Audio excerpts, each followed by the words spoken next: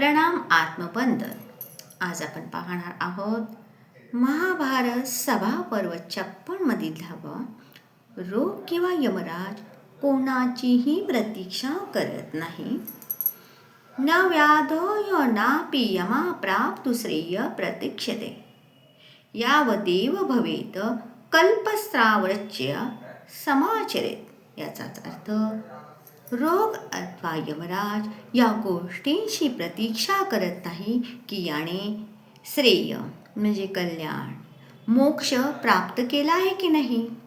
म्हणून जोपर्यंत आपल्यामध्ये सामर्थ्य असेल तोपर्यंत आपल्या हिताचे साधन करून टाकले पाहिजे. म्हणजेच नामस्मरण, श्रवण, उपासना, नवविधा भक्ती यातील कोणतीही एक गोष्ट करा ज्यामुळे आपल्याबरोबर इतरांचेही कल्याण होईल.